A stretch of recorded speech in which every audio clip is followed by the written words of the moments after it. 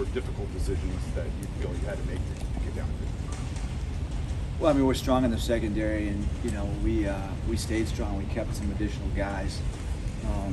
We really like our corner group and our safety group, and it would have been more challenging, really, honestly, had Trayvon Mullen stayed healthy and Arthur Millette, two really good players who got hurt. So we're very strong there, and we had a few teams call us about a few of our players, and my mentality is just if you're strong, stay strong. Some years we've traded players and then you get a couple injuries and you look at it and you kind of regret it. Now you're happy at draft time, but it makes for some challenges in season. So we just decided this year that we liked our team. We were going to stand put with the players that we had. We felt there was a chance we'd get some really good players to the practice squad, and we were fortunately able to do that.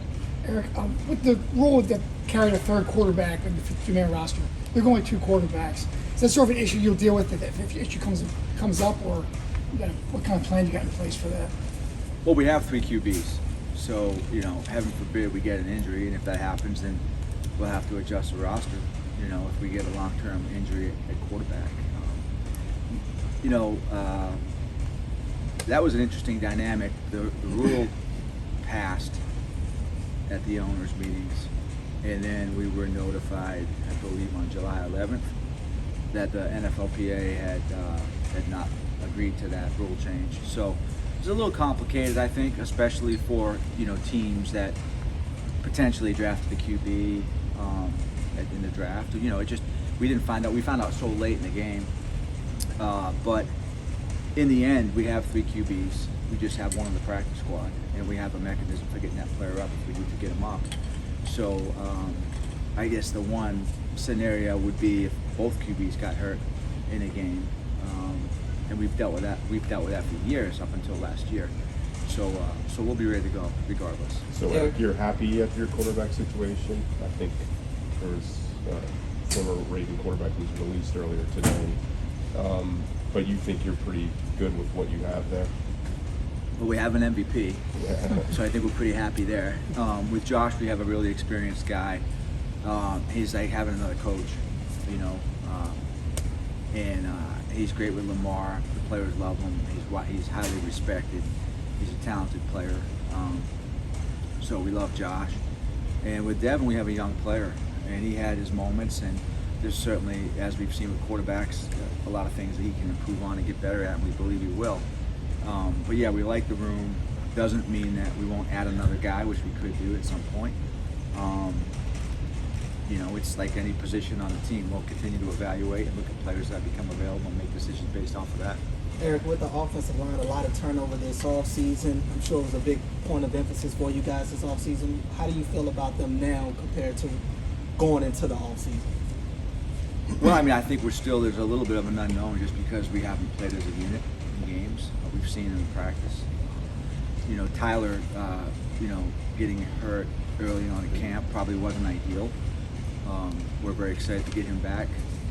But, not having a Pro Bowl center out there, that's kind of the guy that drives the car in a lot of ways on the offensive line.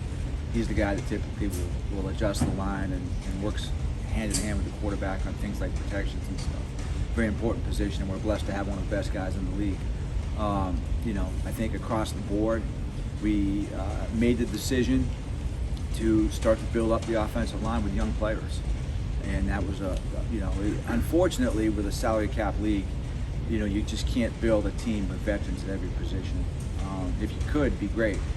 I always tell people, I grew up a Cowboys fan, and the 1993 Dallas Cowboys was one of the great teams of all time. That period with the Cowboys, if that team had been able to stay together forever, they'd have won Super Bowls every year, I think. But there is a salary cap, and there is free agency and things. And so you have to pay players, but you also understand you've got to draft and you've got to develop young players as well. And we have started to do that on the offensive line. Excited about Roger, excited about Voorhees, Andrew. Excited for the future. We may have a couple of hiccups along the way, but I think we've started to build from the bottom up, and I think a year from now we'll be in a great place. Did you know going into the offseason that would be the plan with that group? Or If the rate value had come up with a veteran, might you have adjusted? It's hard because, again, we went into this year knowing that when you pay your quarterback, your MVP quarterback, and make him the highest paid, you pay you're basically the heart of your defense, Roquan, make him the highest paid linebacker. You pay arguably one of the top 3 defensive tackles in football last year, Justin Madubuike. You realize you're going to have to make some changes in the way that you do business, and that's going to affect us. It's affecting other teams. I could give you 10 different teams that are all dealing with the exact same phenomenon, and you see it. So it's just one of the realities of this business. You know, I can think of multiple teams right now that are struggling with this dynamic, and are going to have to probably make major, massive changes in the next coming years. And so we're aware of that. You just simply can't pay everybody. And so we made the decision that we were going to go young on the offensive line as best as we could, develop our guys. We've had a lot of success developing offensive linemen in the past. I can give you a bunch of players that we took in the draft, or even got, you know, off the streets, you know, and those guys became good players for us. Eric, when you were constructing this offensive line, how did having a guy like Patrick Bakari affect the way that you look at it? Well, Patrick's great. He can play multiple spots, and he's played probably all 5 spots on the offensive line. So having that, you know, flexible chess piece, I think, really helps us on game days, especially. You know, it's great. He's like having an elite 6th man in basketball. You know, Kevin McHale, when I was a Celtics fan back in the 80s, who was the 6th man at one point. You know, Patrick's kind of like that. He can play all 5 spots and plays them well. Eric, you're no stranger to trades. You've made many times over the years. Do you feel like you have the flexibility if there's a player that you want at some point this season to pull off a trade? Well, we don't right now, because I think we're probably over the cap when you factor in practice squads and things like that.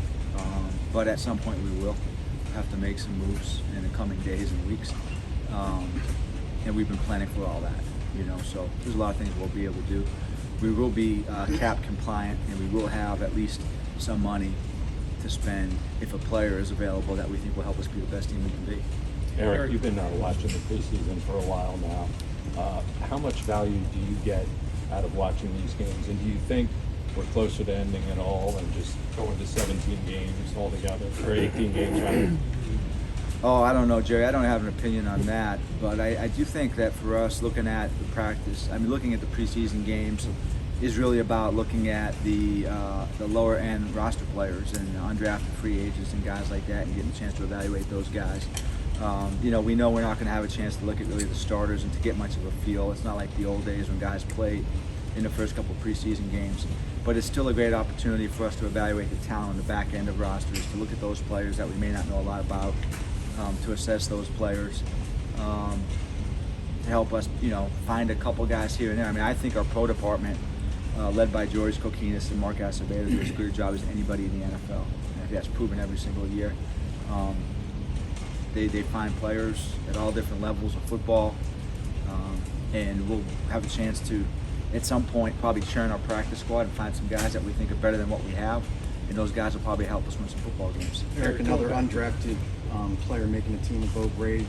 Is that a specific pride you guys take in finding, again, that undrafted player to get to the 53? You know, someone said maybe if we had 20 out of 21 years, we had a guy make it. That's not necessarily like a streak that like we're trying to address. I mean, even that one year, I don't know who it was. Had I been aware of that streak, I probably would have kept the guy just to keep the streak going. So I really didn't know about that streak. But in this year, I just think with Bo, I mean, that guy just really earned it. And if you looked at our games, you know, the Packers game, let's face it, it was kind of a joke. It was hard to watch in a lot of ways. I couldn't wait for the game to be over. Really just, you know, to get the Popeye's chicken sandwich on the plane. But the reality is, like, Bo actually just played great, and he did it consistently. He won the job. He took the job. And in the end, he deserved to be on the team, and that's what it was all about. Eric, you mentioned salary cap compliance. Projection sites have you between $2 million to $3.5 million over. Are you expecting significant restructures? Do you have to make more wide sweeping moves to get cap compliant? What are kind of to be comfortable for in-season moves and a potential trade that you tend to have an affinity for in the season? Just are you expecting significant moves to get cap compliant and comfortable for the season? Well, I think I answered that, but we have some flexibility to make some moves, and we will in the next probably week be cap compliant. A lot of different things we can do. We've been pretty conservative, and I'm blessed to have Nick Matteo, who's a great salary cap guy, and Pat Moriarty, who's kind of like the consigliere of salary cap guys. So we're in good shape upstairs, and we'll have a good plan. Eric, when you feel like where you are at edge rusher, and specifically with David Ajabo and Tavius Robinson? Yeah, I think both those guys really kind of made a jump this year. I mean, David has really been snake bitten by injuries. He's worked extremely hard. I mean, you guys know coming back from an ACL tear is challenging, and this is a guy that did that started practicing probably in 8 months, which is pretty remarkable. He is showing me that he has got his quickness back and his twitch and his suddenness.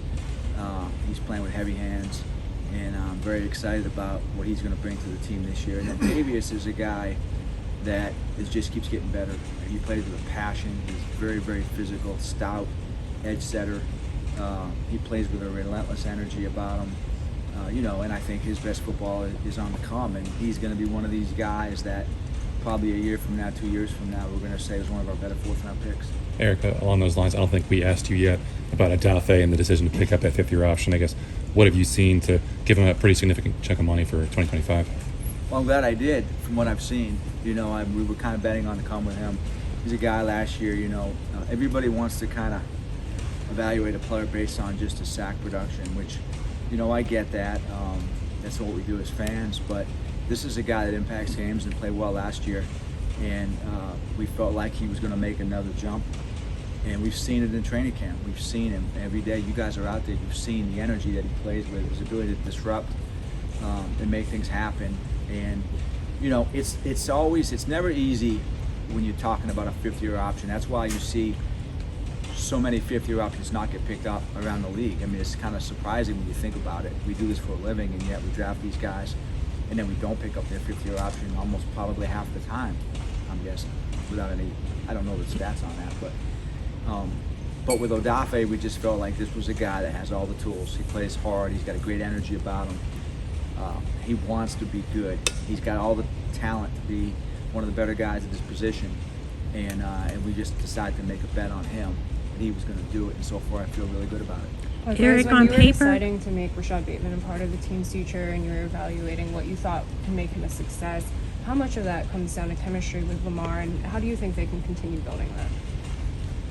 It's just really an opportunity, for him to show what he can do consistently. I think a big part of that is him staying on the field, playing, catching the ball. He runs great routes. He's tough. He wants to be good. He has the talent to do it, and he needs the opportunities. And half of that is really getting the opportunities. The other half of that is staying healthy and being the best he can be. But I am very bullish on Rashad. I've said that repeatedly.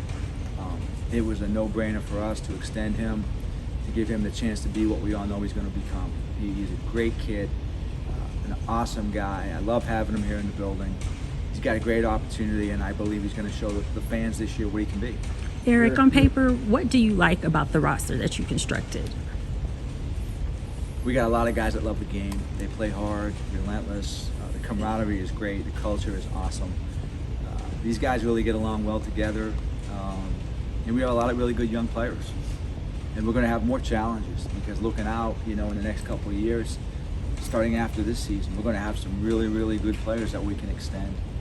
And it's going to be challenging, but we're going to try to do it because we're going to try to keep, I think I said this back in 2019, we're going to try to keep as much of our young talent here in Baltimore as we can. We can't do it all the time, but that's a mission that we have. And I love that we have so many good young players. And, they just keep emerging, and we keep seeing these guys develop, and our training staff and our strength and conditioning staff and our coaches, they do a great job taking young players and helping them be the very best that they can be.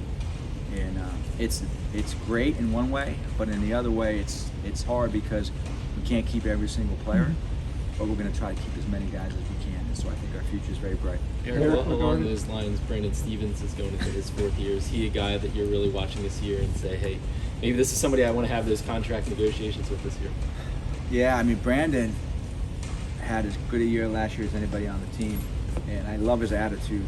Love how he just takes care of his business as a player, and I think he's going to make another jump this year. So again, he's a guy that we certainly want to keep him here long term. It's not without challenge. He plays a position where the best players are highly compensated, but we'll do our best. I admire so many things about Brandon. This guy has had some adversity. He's overcome so many different things, position changes, transfers, and all these things, and he's made himself one of the best corners in the NFL. Eric, one of the guys that you probably will want to extend, when time comes, Kyle Hamilton. Do you ever think back to that draft and wonder, like, how did this guy still fall to you guys?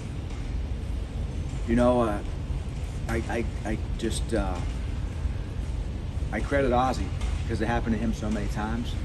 We're just the best player fell to him, and it happened to me. So I'm blessed to have been around Ozzie and sat next to him, and maybe some of that magic kind of fell off on us that year, and we were able to get who I consider to be one of the best players in that draft class. Eric, along those lines, Hamilton, Stevens, very versatile. John and the coaches all talk about the versatility, flexibility of the roster. Is that something you guys are seeing in the college game and you're emphasizing to the scouts, how you're developing the players when they get here? Man, every coach talks about it. Well, I think versatility is a skill. It's a trait that we look for as scouts. So when we see a guy that can do multiple things or be used in multiple ways, they get graded for that. They get graded up for that. And so, if you have an offensive lineman who can play multiple spots, you have a DB who can play safety or corner or play on the nickel, or you have a receiver who can return kicks or do different things or be a gunner, you get extra credit almost. It just makes it easier for the club because we can account for game day and we can account for the roster and the 48 players and all those different things. It's really peace of mind when you have a guy who can do multiple things to get you out of a game. Or you can create packages where a guy's moving around quite a bit and keeping the offense or the defense kind of on their heels because they're not really sure how that guy's going to be used. So it makes you more multiple and it makes it more confusing for the other side of the ball. All that kind of factors in. But I would say I think one of the things that our scouts have to do is really assess the player's versatility to do multiple things. And the most versatile players end up being players that get moved up the board a little bit. What stood out to you about Lamar's training camp? What stood out to you about Lamar's training camp, and what are your thoughts on him coming off another MVP season going into this year? Well, he looks fast as heck. He looks really, really fast. He's throwing the ball extremely well. What I've noticed about Lamar really is more of an intangible thing, his urgency as a leader, his urgency with the other players. He's just really in tune with the other players. Every single day in practice, he's so engaged with the coaches, he's engaged with his teammates. Heck, he's engaged with me. We talk personnel. We meet after practice just the other day, talking about personnel. He's got some great ideas and suggestions. And he just really wants to win badly. And I think I'm seeing that. Like, as a player, I've always known that. But now I'm seeing his personality kind of come out more where I can really get a sense that this guy is so hyper-focused on this season and really, working to get a ring. Eric, is that meeting with you about personnel, Lamar? Is that a new thing, or has that been going on? I mean, we would always talk about players and stuff, but I think just Lamar sees. I mean, I don't want to speak for Lamar, but I think we all see an opportunity for us to be a good team this year. We want to do it this year, and that's just. There's so many different layers to that. It's what have we done in the off season? What are we doing in training camp? How can we be the best team on Sundays? Are there players out there that might help us? Where are we strong? Where are we weak? What can we improve on? There's just so many different things. But again, like I feel an urgency with Lamar. I mean, it's great. I love it. that's how I am, and so I really appreciate that quality in others. Just the urge to get better and the daily just improve on things. That's how you win as a team. Yeah, can I say likely? Do you envision him being sort of a breakout player this year? Sort of, he's a guy who can get downfield and also has good hands and tight end. And a great training camp. What do you see from him this year? Well, I love Zay. I mean, he's a playmaker. He's got, you know, route running ability.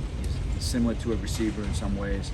Strong after the catch. You know, I mean, that's something that going back to college when I evaluated it, it's the one thing you really kind of hung your hat on. This guy was dangerous with the football in his hands. He's another guy, like I've seen an urgency this year with him. His leadership, interaction with other players, you know, he's kind of changed from being a young player to from being a rookie to being a vet. And I just feel like he and Mark Andrews will be the best tandem at their position in the league and really create a lot of problems for opposing defensive coordinators. Eric, with the passing of Joe D, obviously that's a huge blow off the field. But even football-wise, to lose a coach with that status and bring everything he brings to the table right before the season, what does that do for this team? You know, it's just a hard one. I mean, Joe is just a great friend of mine. You know, if you've seen practice, you know I always stand behind, usually next to Joe, and we talk about, you know, football and just life and things. And his ability with the younger players was a special thing, watching him develop these guys. You know, he could push, but he could love. And that's what makes a great coach, a great teacher. Think about the great teachers we've all had, right? The best teachers will push you, but they could also love you up too when you were struggling. And that's Joe D. It's a tough one, you know, it's a tough one. It's a tough one for all of us here. You know, that's what I have to say on that. Eric, you have had conversations with the coaches, the fact that this season your 15 practice squad players will be seen throughout the league doing hard knocks, and there's the possibility of many of them maybe taken off that list there. Have you guys had conversation the fact that may happen? I don't think so. I mean, you know, we evaluate the practice squad guys. We don't use HBO to evaluate them. We watch the tape. So we're gonna know the players, and you know we'll know everybody else's players too. And so we'll get a guy post once or twice a year. We'll poach a couple guys, but in the end, I think teams are really comfortable with their own players. You know, it's going to be an interesting dynamic with Hard Knocks, and I'm not exactly sure what that's going to be. I don't know how much focus will be on the practice squad guys. If it's up to me, there won't be much. But I don't see it as a major hindrance for us in terms of keeping our players. Eric, sometimes you hear fans say, "This team can't prove anything else to me during the regular season. It's all about what happens in January. You know, what do they do at the end?" Mm-hmm. How do you kind of balance that urgency to win the Super Bowl with knowing all the steps you have to go through to even have that chance? Yeah, you know, it's an excellent question. I mean, I would say, I was thinking about this the other day, like if I had to just rank some of the best Ravens teams, you know, you'd put 2000 on there, but it was a one-sided team, right? And then you go 2006, that was a hell of a team. You know, 2011 was a great team, one of the best. 2019, 2023, those are like really strong teams. The 2012 team, we got hot late, you know. There's a lot of factors that really go into a team winning the Super Bowl. And in the end, and I know this because I'm at the Senior Bowl every single year, there's only one team that ends up being happy. There's a lot that goes into that. So my goal is to build a team that has talent at every position, that is flexible enough to withstand injuries, that we have depth to get us through a long season and to make the playoffs and to be sort of ascending at that point. It's really hard to project what's going to happen, and it's mentally challenging too for me. You know, it is tough. You know, I think we've been maybe had the best record twice in the last 5 years, and we didn't make it to the end. That's tough. But I am proud of our team, what we've accomplished. We haven't accomplished our ultimate goal, but I don't really subscribe to the idea that your season's a failure if you don't win the Super Bowl. I know a lot of people do. If I did that, I'd probably be in a mental institution. So I don't feel that way. I measure the success of a season in a lot of different things, Super Bowl being one of those things, but certainly not the only criteria that I would use to judge a season. We do two more. You talked last year, maybe you talked about how the Lamar Jackson contract was going to change how you could build the roster in the future. Thinking of Brandon Stevens and some of the other players, how is your approach to kind of in-season negotiating? Has it changed in terms of trying to negotiate with some of these extensions in season? Does that strategy change since the Jackson contract to now? I don't know that it changes that. I think it's just right player, right price. You know, I mean, you got to negotiate a contract that works for you and works for the player. And sometimes you're under parameters that might make it more challenging. You just simply can't afford to have the highest paid players across the board at their position.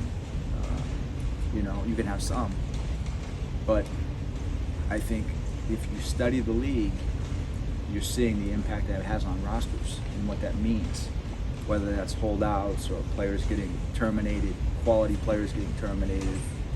It's just, fundamentally, financially, you can't do it. You can't have 10 players making $20 million a year. You just can't do it on a $258 million salary cap.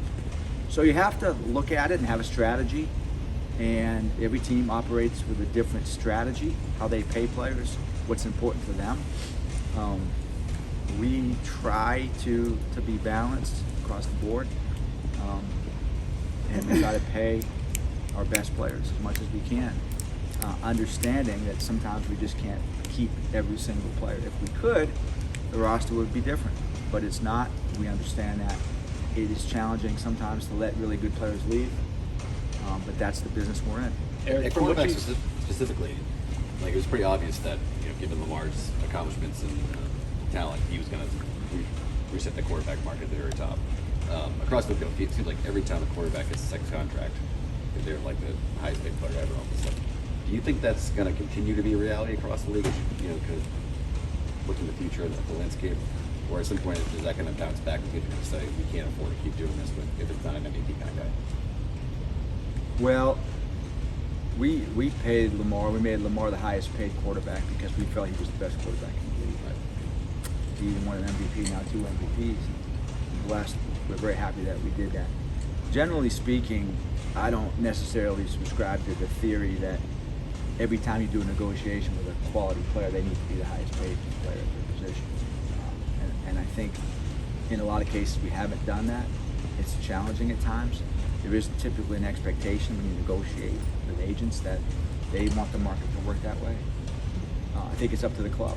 It's up to the individual club. The hard part is that